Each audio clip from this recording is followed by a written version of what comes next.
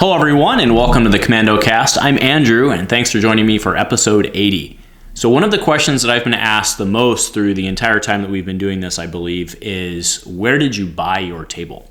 And of course, I did not buy the table, I built it myself. And I think a lot of people are surprised to hear that, which I'm not sure quite how to take that. But either way, that's okay. So I've kind of been sitting on that. I haven't done a video on it because it was kind of, my IP, my table. It was just the way it was. There are a lot of other table designs out there, but with us moving into this next phase of Destiny, one of the things that I could see potentially for prizes going forward for the continuing committee for future worlds and stuff is, actually winning a gaming table. So I wanted to release my specs on how I did the board. So that's what I want to talk about today. Is we're doing a build-a-board workshop.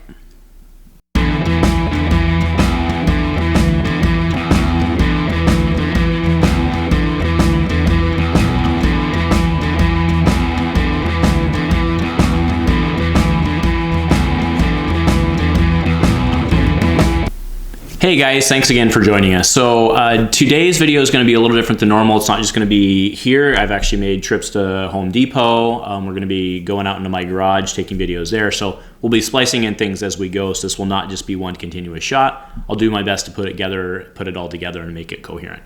We're going to do this in actually 4 different segments. First, I'm going to talk about kind of the design process, why I chose to make the table the way I did. Then we're going to talk about materials. That's where we're actually going to go to Home Depot and look at what we buy, what you need. Then 3, we're going to talk about actually the construction, how it's going to be put together. And then lastly, we're going to talk about just the playmat design, the playmats to go on top, if you decide, of course, to have, like I do, which is fixed playmats on the table. Okay, so that's kind of the approach that I plan on using. Do note for my European friends, or actually pretty much anywhere else in the world, do note that this also pains me as an engineer. I've spent the majority of my career, of course, using metric units, but we are using imperial units today. The reason for that is most of the boards and most of the sizes that are sold, at least to me, that are available to me locally, and the stuff that we will actually be looking at on the video today are in imperial units, right? So again, this is because the playmats are 24 by 14 inches, right? That's just the way it is. So just remember that you'll have to convert. I don't know how it works in your own various countries. It may differ by country, of course, but just remember 2.54 centimeter to 1 inch. However that conversion works for you, and you may have to, round it off or do whatever you need to do to get to whatever's available for you. All right. So, and also just remember, for those that are not familiar, the parentheses, the dual parenthesis, remember that one parenthesis, dual parenthesis, that is nomenclature for 1 inch.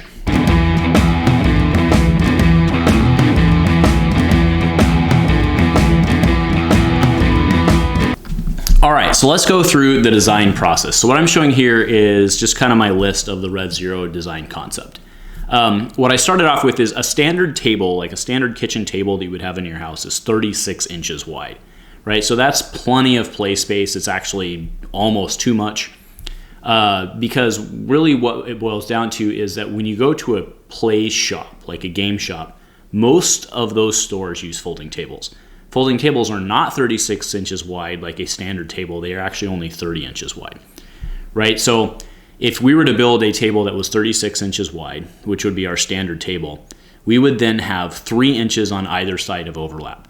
And this created a problem for me in my head because, let's be honest, gamers tend to have bigger bellies. They tend to be a little clumsy, right? And I didn't want the board constantly being bounced back and forth as people reached or, had to look in to view something or whatever it was, right? So the original design was spec'd to be 30 inches wide, okay? The design challenges I ran into in that was that starting off with a standard gaming mat, right? A standard gaming mat that you can order custom online from various other places is 14 by 24, okay? So you put those together and that's 28 inches right off the bat. That didn't leave a lot of room for a dice tray, right? That only left obviously 2 inches for a dice tray. Now that wasn't gonna work. So what I really had to do was then look at, okay, what do you actually need for a play area? Once you actually start thinking about it, right, when we go to conventions or whatever, we're playing on those tables, just a standard tournament, you're playing on those tables, we have 2 mats back to back, and we still manage to get our cards and have room to roll the dice, right? So I had to really analyze how much space do we really actually need for everything we're doing. So what it boils down to are, a standard playing card is roughly 3.5 inches tall. And in Destiny, we need at least 2 of those stacked, right? Fundamentally, you need your character and you need a place to put upgrades, right?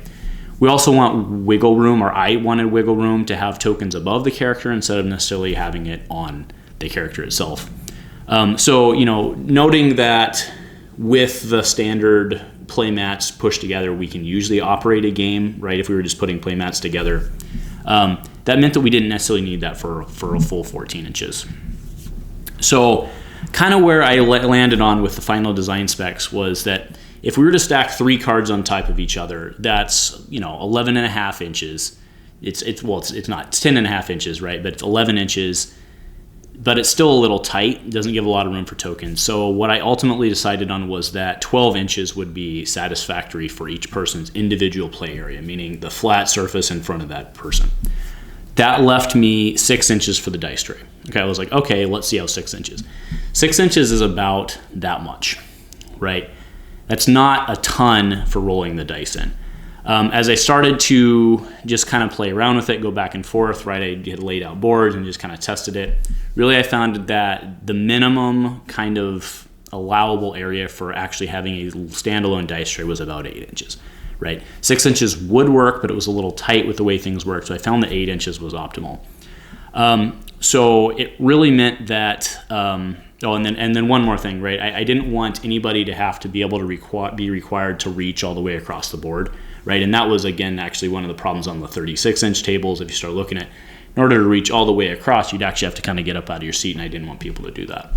So what I ended up coming up with was this. I did go ahead and allow for 1 inch overlap on either side. It has presented problems from a sliding standpoint of bellies hitting stuff or just generic clumsy gamers, as you would expect. It has happened from time to time. So the final board design is 24 inches wide. That's really just functional because that's how the playmats are. Okay, that's really what that boiled down to. Also, there's a lot of wood cuts that are in that, so that wasn't going to be a problem. Okay, and then the 32 inches, that allowed for 12 inch, and then 8 inch. Okay, and 8 inch being the dice tray, 2 12-inch play areas. So that's what you see here is the 8 inch in the middle of the dice tray and the 2 12-inch holes. Okay. As far as the dice tray depth, a Destiny die is just short of 13/16 of an inch. So I wanted the tray to be about that deep so the players wouldn't have to, get up out of their chair and kind of look over, right? So that they could still be sitting in their chair and still see the die in front, even if it was pulled all the way against the wall, the cliff in front of them. For that, I also had to take into account the playmat thickness, which it's negligible. It's only about a 1/8 of an inch, but it can, especially for shorter people on the table, it can, because I wanted kids to be able to play too, right? So I didn't want, a kid have to stand up in his chair to see it. So I wanted to make sure that angle was good. So basically, if we could find roughly a board that was roughly the same height as the die, then that would be a success criteria for us. So I decided on how everything, I said, let's take a trip to Home Depot, let's look at what's available, and let's look at what we can do. So right now what I want to do is, before we go into material selection, I'm actually just going to go do a video of the table itself and kind of lay out the lay of the land, if you will. All right, guys, so here it is. This is the gaming table in real life. Just kind of wanted to point out what we were talking about when we actually get it in. So if we put cards on the table, you see realistically how much room you actually have. If you actually do the stacking, I know these of course wouldn't be in that case, but if you do the stacking in a pinch, you can get 3 on there. But realistically, the way it was designed for, right, was to have your characters up here, have tokens above them, and then room below for your downgrades. Realistically, if you kind of do just the spacing, you can fit maybe even 5 wide if you wanted to. But again, this is the same width as a normal playmat, so we're not really reinventing the wheel there, right? You're same width. The concern really just is that we have trimmed off the top here to be shorter than a normal playmat. All right, so the edge here, this was just kind of a bonus. This actually wasn't something I considered in the original design, but there is an edge here. It's been kind of nice to put the power action tokens there. All right, so the dice tray. So let's get a nice view in here, just looking at the depth of the dice tray, right? So this die right here, he goes basically right to the top of the dice tray. And then if you flip around, right, if you are sitting here, which is about how you normally would sit playing a game, that's what it looks like to you, right? You can see that when he's up against the edge, you can see the die. You can see easily the die on the other side of the table, and you can see your opponent's cards, right? So nothing's too far away on the other side, right? So if we go on the other side and we're looking at the table, nothing's too far away. You can easily see it. You can see your own die, okay? Now, one thing that we've kind of developed through recording is when we're recording from, let's say, this side, we'll actually put the battlefields kind of in the tray like that. So if you were to do a design again, maybe you would want to think about not doing what I had done here, which is put your logo. It's not really the end of the world. I would avoid putting logos in the middle because you don't want to distract from the dice. Also, your camera may focus on something in the middle, which could throw off the rest of your focus. So I recommend keeping the middle kind of one color. The gray color that I ended up going with here does make everything on the screen look a little darker, just with the way that the contrast works out. The Gongai table that you guys have seen in streams, of course, is white. That one seems to work really well. However, it has gotten rather dirty as time has gone on. So your coloring is definitely something to think about as well. All right, so let's strip this off and show you guys the back. Point out a couple things I want to from a construction standpoint.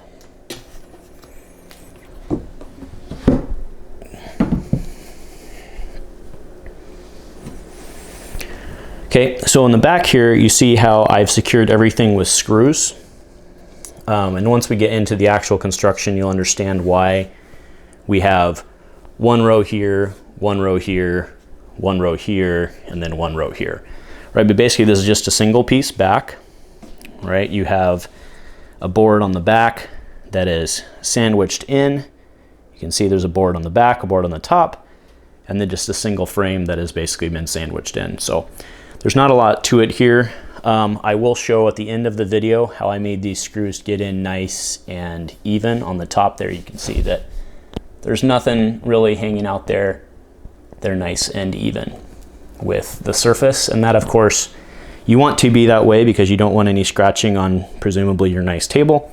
Obviously, I put these little feet on there. That's to protect, obviously, a nice table because I'd rather deal with the sliding issues that we see rather than have my table get scratched. So that was just the design choice that I made on the back. But other than that, just to give the specs real quick, this may be difficult to do while I have it in my hand, but so you can see here the dice tray is just shy of 8 inches. The reason it's just shy is because we've added this padding. So do remember we are cutting off these as we trim down. We're actually saving the scraps, and we are lining so that there's all the way around the dice tray. Your dice are protected, right? The dice do not ever hit a solid surface, right? You see they bounce off right nicely there. Okay, so anyway, I think that's pretty much it, and let's get on to the rest of the video.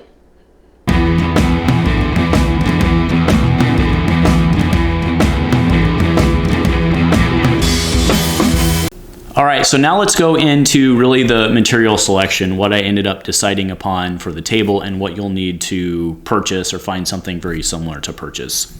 What's gonna follow are actually 2 videos I actually took from Home Depot, just kind of showing what I took. These don't have any voice, so I'm actually gonna do a voiceover to them. So what we're showing now is the furring strip. This is going to act really as the base skeleton for our table.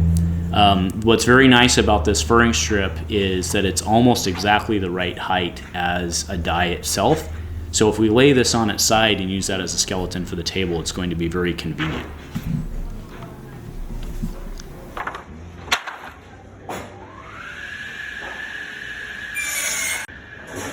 All right, next we're looking at our back and our topping. This is a 2 foot by 4 foot board. So this guy's a little on the pricey side. You'll notice that on one side it's a little rougher, but on the other side it's nicer, so you'll just want to cut it accordingly. We're going to be cutting this guy using a bandsaw just down to the size that we need it to be. All right guys, so what I have here just on the table, this is just a leftover cut piece of the furring strip, been in my garage for a while, but it's still the same size.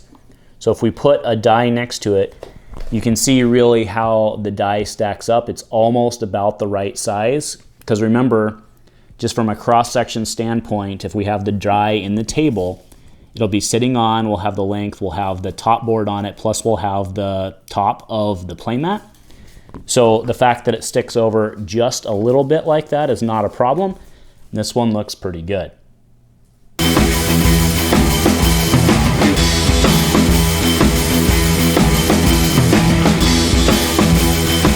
All right, so now that we've gone through the materials that we need, let's talk about the actual construction. All right, so what we're going to be doing is we're going to be cutting the flat boards in 2 12-inch cuts, right? Remember, this thing is 2 foot wide. Now, I do want to point out before we get into this, right? Remember that the measurements of boards, this is just the way it works in the world, the measurements of boards are their pre-finish, which means that it's before they plane it down. It's the measurement of the board before they plane it down, right? So a 2x4 is not actually 2 inches by 4 inches because they plane it down to make it nice and smooth.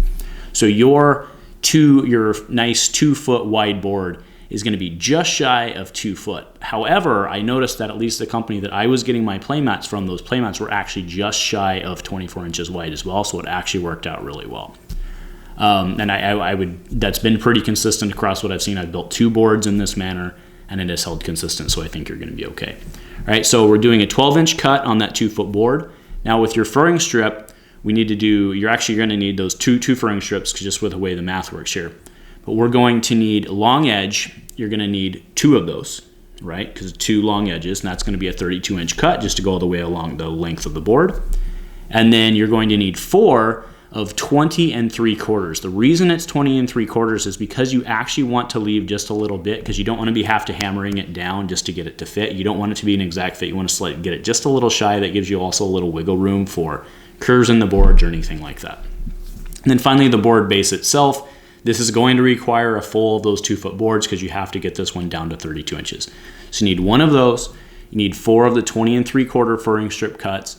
You need 2 of the 32-inch furring strip cuts, and you need 2 of the 12-inch play area of things. What we're then going to do is we're just going to sandwich the sucker, right? Put the big board on the bottom. The thing really starts to build itself, right? Put the board on the bottom, put the 2 furring strips along the sides. You slide the 4 crosswise in just to make your skeleton, and then you sandwich the 2 top boards on the top. Now, what I actually did when I was actually going through the construction is I affixed the outside, I put the tops down, and then I actually slid in the boards from underneath without screwing down the top, because obviously if you push it in too far, you can't get it out, you can't reach in there, right? You don't want to be unscrewing things, that just makes things loose. So I affixed the outsides onto the bottom, I put the top in, I got everything exactly where I need it to be, I clamped it in, flipped it over, screwed it in, and at that point that I affixed the top. Okay, and what you're gonna end up with was what you're seeing here, which is really just our final design of the board. Which it just looks like this, right? Without getting painted, without being all sexy, right? Without having our playmats on it. But this is what it ends up looking like, just all sandwiched together. All right, guys, so now I want to show how I actually put the screws into the back to make it nice and even. First, so just to be clear, these are the screws I used. It's not super important what the actual screws themselves were. Just that they are a flat, see if I can get it to focus here. It is a flat top screw, which is obviously what you want. You don't want a rounded head screw. Okay, I mean, I think that makes perfect sense. So what we're gonna do to make these go in flat is we're gonna use this sucker right here. All right, so what this guy does is he just goes and he bores in and he just makes a little room for the head. Okay, because if we were to screw this guy into the board, what you'd end up finding is that he might poke out a little bit like this because he doesn't go all the way in. So to make him go in nice and clean and nice and easy, what you want to do is just affix this guy to your drill, as so.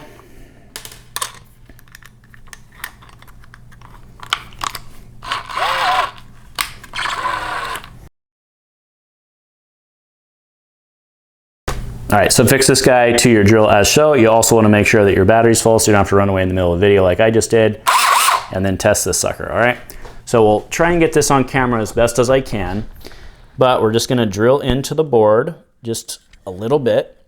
And actually, I'm doing this on a nice counter, so I'm gonna pick it up. You don't normally wanna do this, but.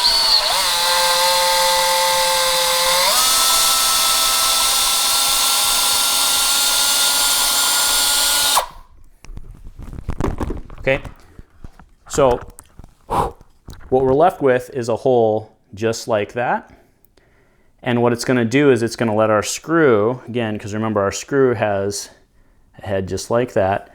It's gonna let our screw just fit in there. Obviously we won't screw it in, but it's gonna let it go in nice, and it's gonna sit nice and flat just like we saw on the back of our table. So that's how you're gonna make that happen.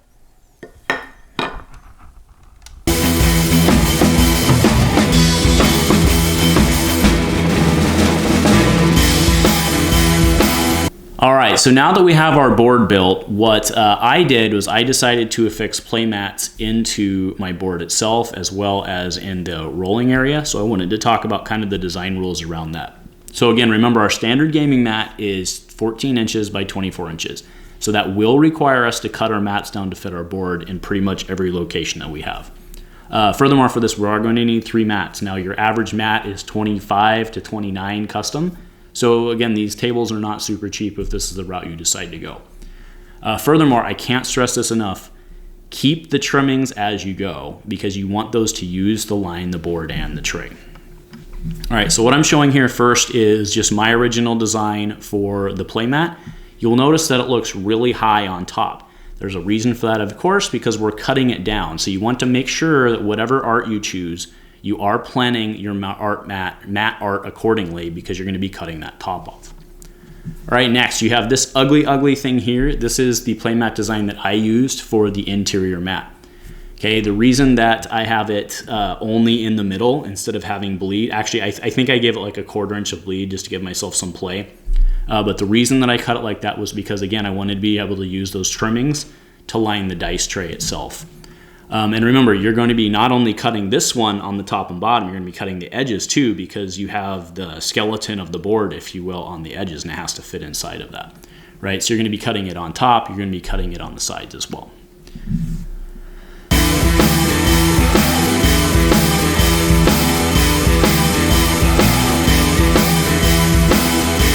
All right, so last I want to talk about really things I would have done differently if I were to build another board or if I could go back and build these boards differently. First off, so I want to say the disclaimer. I have not done this to my boards. It would be a very easy post add to do. I haven't done it to my boards because I actually do still use it on my kitchen table, and I don't want to. I think that would make it deleterious for that. It would make it either higher or it would risk scratching my kitchen table, which I don't want to do.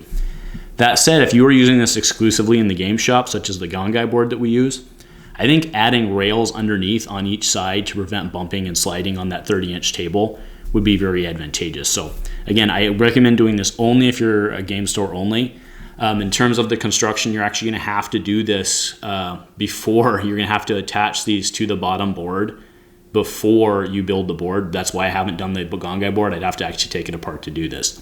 So you want to make sure that you commit to this if you are committed to it. But again, if you're building this for in-store, I think adding those edges just to fit right around the table is a wise thing to do because it's going to prevent the bumping and the sliding, which is a problem we've had on my table.